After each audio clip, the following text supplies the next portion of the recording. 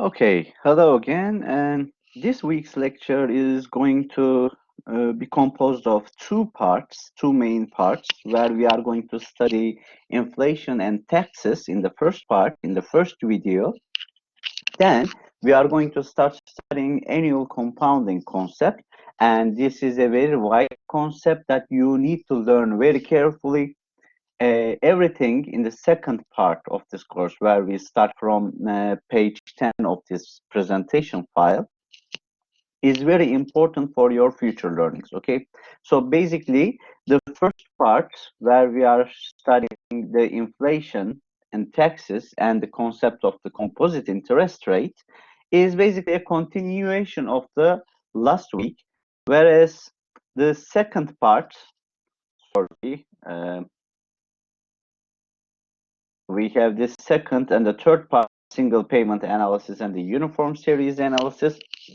These are basically the parts of the annual compounding calculations, and all of these calculations that we are going to learn this week are going to have a very large essence, large importance for your future learnings. Okay, so let's start with the first phase, where we study inflation and taxes.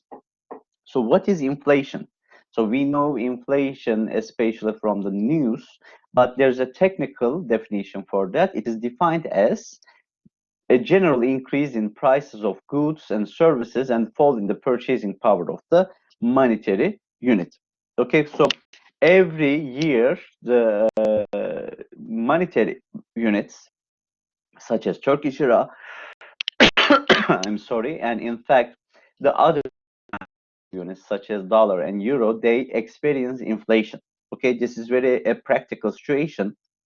The purchasing power, so in this world economics, the purchasing power of all monetary units are somehow getting lost. So deflation is theoretically the opposite of the inflation. It is defined as the general decrease in the prices of goods and services and increase in the purchasing power of the monetary unit. So history of price changes shows that national economies frequently experience inflation. Okay, inflation is the more practical situation that national economies experience. Deflation is not a very practical thing to observe.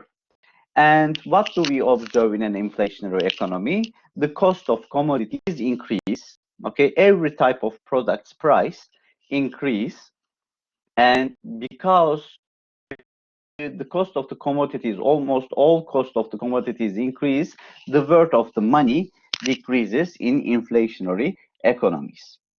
Okay, so remember from the last week, we have defined the present worth and the future worth concept. Now we are going to assume that the compound interest rate is 0%. If there is not an interest rate, a compounding interest rate, or it is assumed as 0%, then the present value and the future value would be the same. Because we define the equivalence of monetary values over time, over different time points, based on an interest rate. And if the interest rate is zero, $100 today is going to be equivalent to $100 1 year from now. Now here, we are going to introduce the inflation term in this equation. Now, in an inflation, the future worth of the principal is going to decrease by a rate of inflation.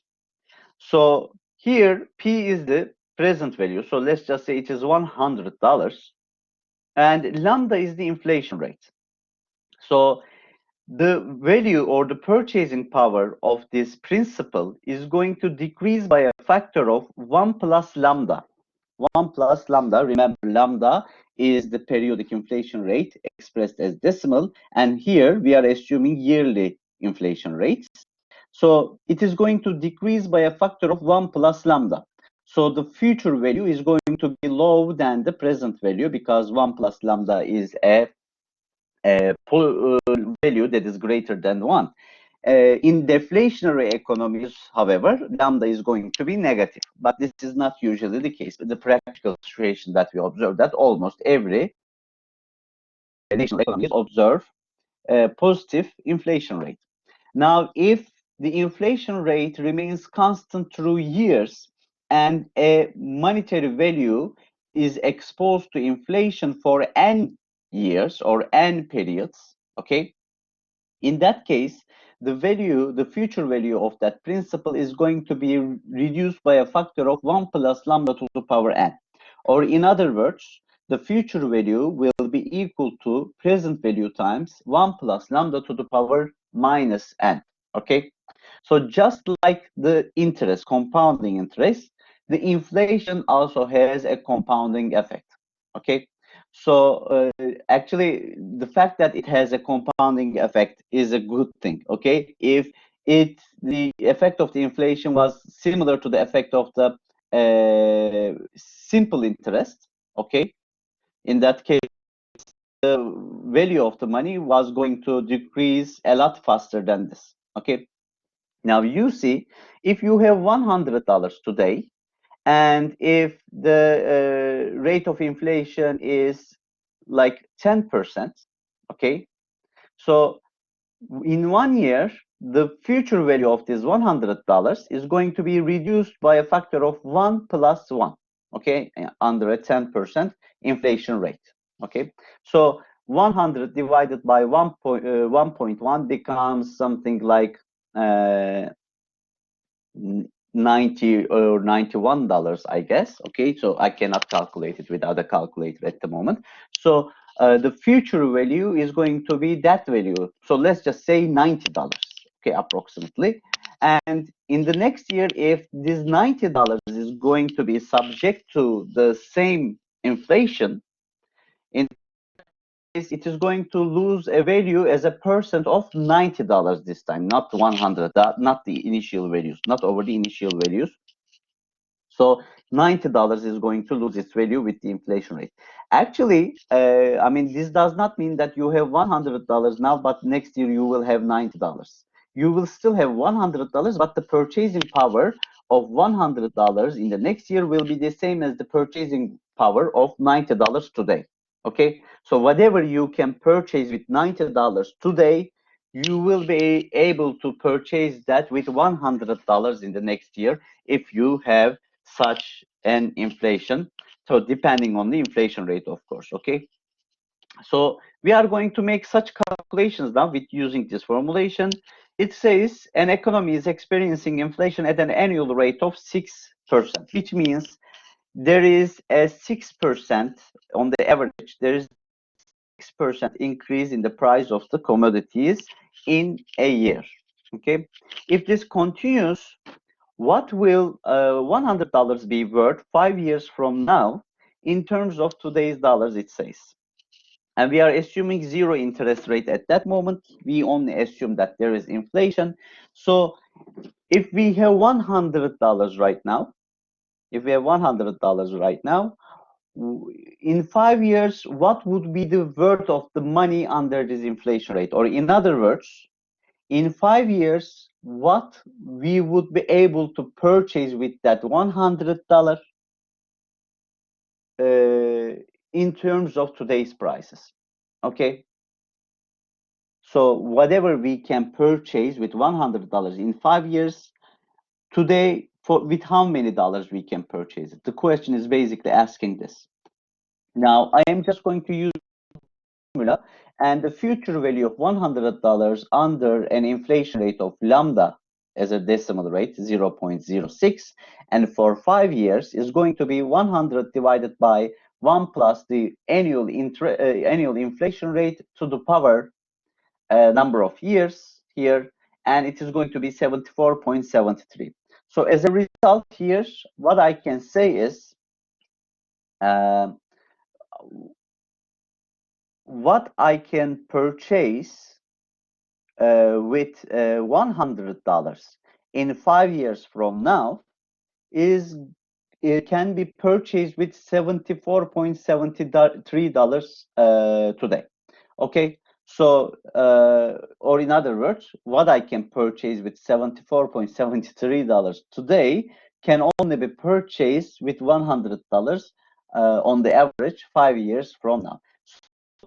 the effect of the inflation rate is calculated just like this.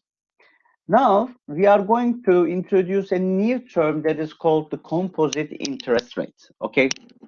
Now, imagine an economy is experiencing a positive inflation, okay, an inflation rate, and there you also have the chance of investing your money into a savings account that pays interest. Okay, so we both have the interest and the inflation this time. And it says in an inflationary economy, the future worth of the principal should be calculated as P times, so P is the principal, that principal is going to be compounded with an interest and with a factor of 1 plus I to the power n in n years. Remember now, I is the interest rate as decimal and n is the number of years that we are going to be exposed to that interest rate anyway. And however, as your money, the principal grows with that interest factor for n years, it is also going to lose its purchasing power with an inflation factor of 1 plus lambda to the power n. So you see, both the interest and the inflation has a compounding effect. Therefore, we have a common power of n years here. So what we can do is we can rewrite this formula as P times 1 plus I divided by 1 plus lambda to the power n. Okay. And after doing that, we can apply a small algebra in the parentheses. Okay. Now, instead of writing 1 plus I in the numerator, what I can write is 1 plus lambda minus lambda plus I. So basically, what I am doing is I am adding and subtracting in the numerator. And then if I divide the numerator to the denominator, what I will see is 1 plus I minus lambda over 1 plus lambda. Okay. So after doing this operation, I can rewrite the future value of a principal in terms of the interest rate and the inflation rate.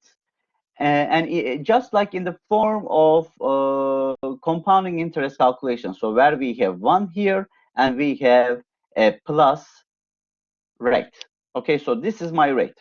So instead of writing this long ratio of I minus lambda over 1 plus lambda, I'm going to define it as theta. And theta is going to be I minus lambda over 1 plus lambda, which is going to be called the composite interest rate. So what is composite interest rate? It is actually the realized after reducing the inflation effect from the regular compound interest. So if you invest your money into a savings account and if you gain a 10% interest per year, this does not mean that actually your money's value is increasing. Okay, so the amount of money is increasing, but the worth of the money is also affected by the inflation rate. Okay, so the composite interest is the realized interest, the real interest after removing the inflation effect from that money. Remember now, as your money's amount can grow with the interest rate, its value, its worth, its purchasing power can also be reduced by the inflation effect. Okay, and as you can see, if in a national economy, if the inflation rate lambda is greater than the average interest, if it is greater than the average is offered in the savings account, then your money is going to lose its power always. Okay, so please be careful about that. Okay, if the inflation rate is less than the interest rate, okay, in that case your money is going to lose its power always. Okay, so the composite interest rate may be negative in a highly inflationary economy, as it says, if lambda value is a lot higher than the average interest rate offered by the banks. In that case, what you are going to observe is loss of money. Okay, so let's solve this question, question number 2. In that case, we are going to combine the effect of inflation with the compounding interest account. An engineer has received $10,000 from his employer for a patent disclosure. he has decided to invest the money in a 15-year savings account that pays 8% per year, which compounds annually.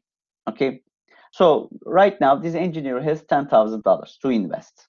Okay, so if you intend to draw a cash flow diagram right now, you need to draw a vertical line in the beginning of the horizontal line, a downward arrow of the size of $10,000. So this engineer decides to invest the money into this 15-year savings account, and the annual interest rate is 8%, which compounds annually. So we have a compounding interest rate. So please check these details in the question. So this question works with annually compounding interests, and the annual interest rate is 8%. Okay, and it compounds annually. What will be the final value of his investment in terms of today's dollars if inflation continues at a rate of 6%? Now, what this engineer is going to do is he is going to, or she is going to invest this $10,000 right now, okay? And she is not going to touch that money for 15 years. And in the end of 15 years, there will be an upward arrow where this engineer is going to take the money back after 15 years. Through these 15 years, every year, the money is going to be expanded with an 8% increase. The amount is going to be increased by an 8% rate and in a compounding way. However, the money is also under the effect of inflation, which has also a compounding effect at a rate of 6% per year. Now, basically, we are being asked the future value of this money. So how do we calculate it? The future value of this principal of $10,000 will be calculated as the P times plus theta, where theta is the composite interest rate, which is obtained by reducing the effect of the inflation, to the power n. So we know n is 15. What we need to know is theta. What is theta? Now, theta, my friends, is equal to I minus lambda over 1 plus lambda, as previously explained. So we subtract the inflation rate 0.06 as decimal from the annual interest rate 0.08, and we divide this difference to 1 plus lambda, which is the inflation factor, and that is going to be equal to 0.02 over 1.06, and that is 0.0189.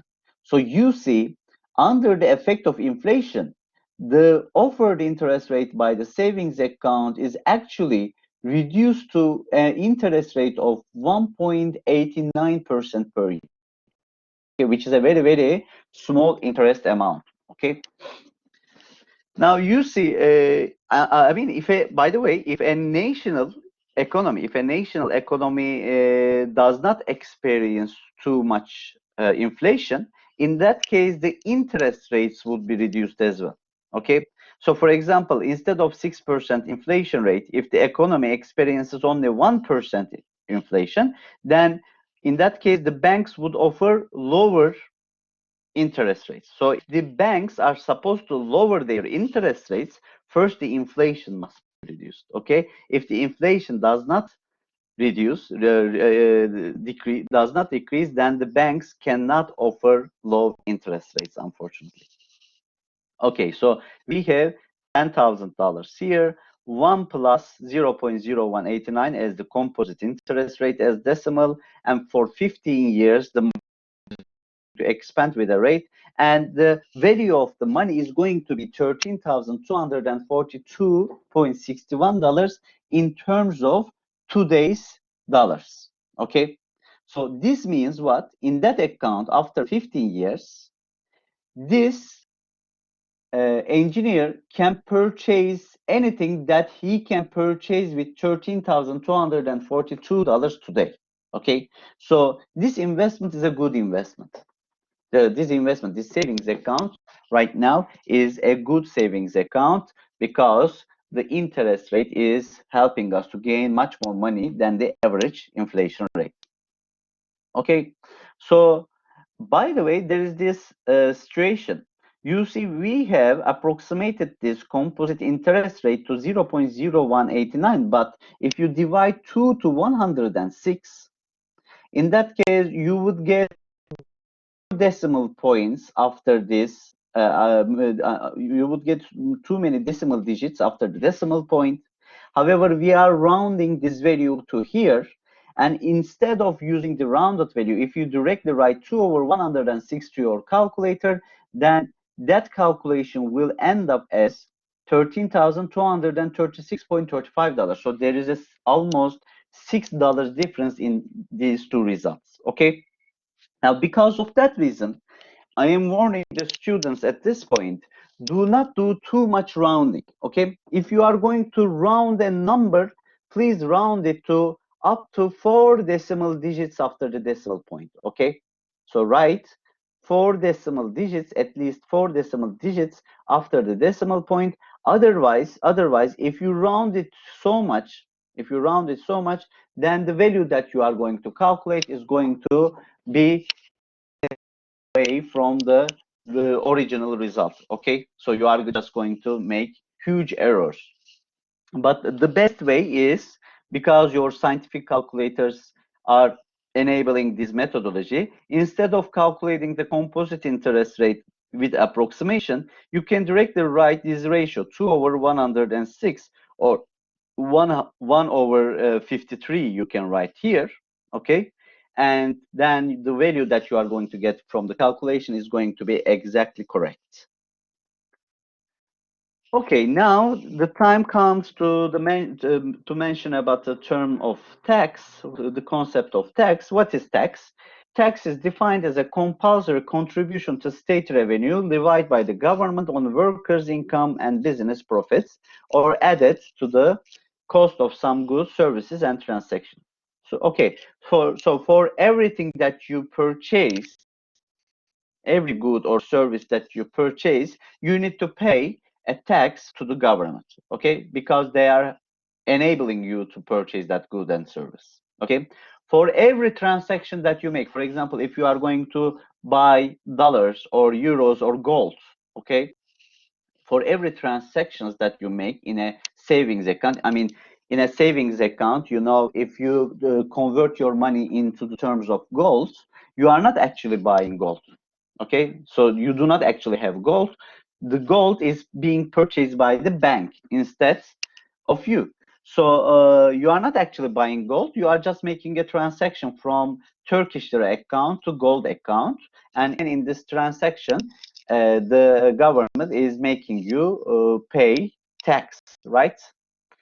And another thing, if you are working in a company as an employee, in that case, you need to pay tax over your income, okay?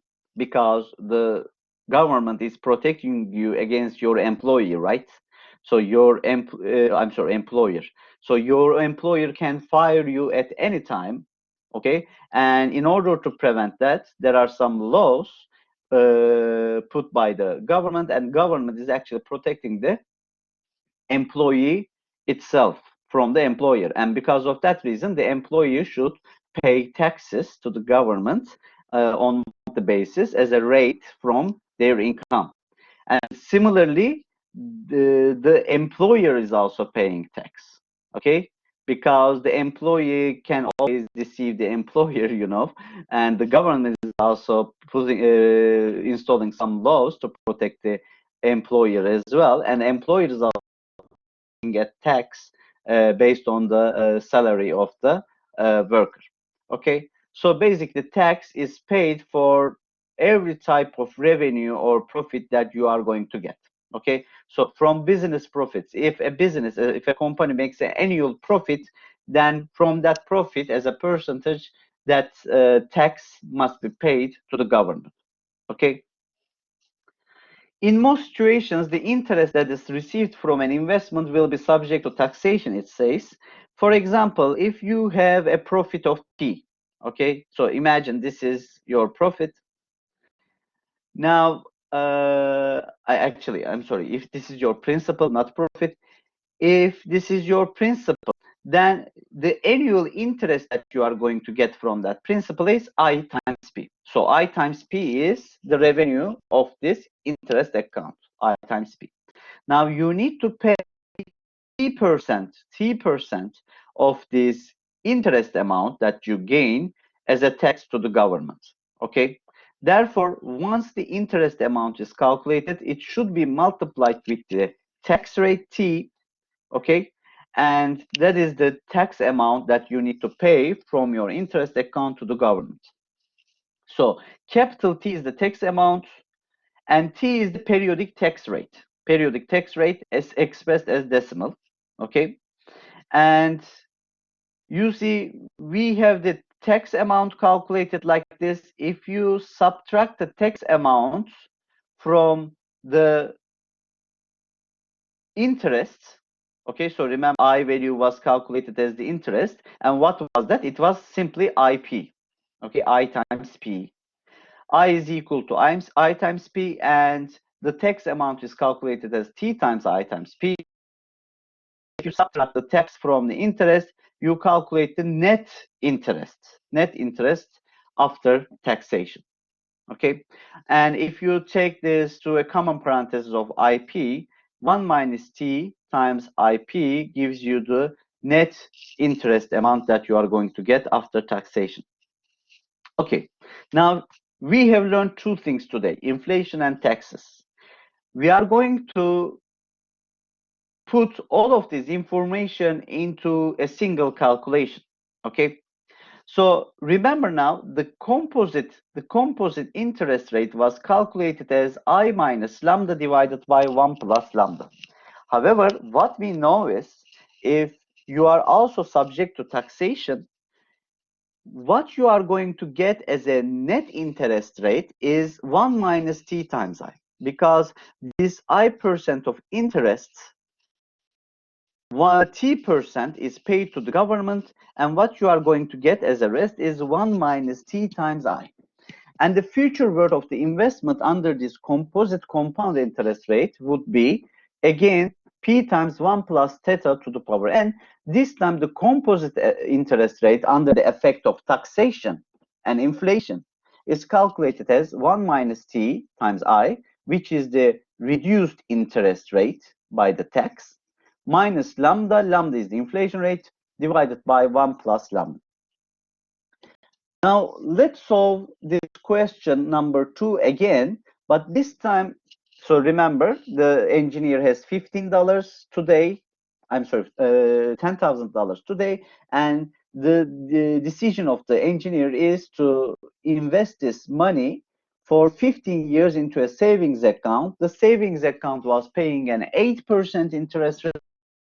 However, the national economy was also subject to a 6% inflation rate, and the engineer is also in the 32% level tax bracket, which means if the engineer makes any money either from interest or either from working in a company, if the engineer makes any money as a brute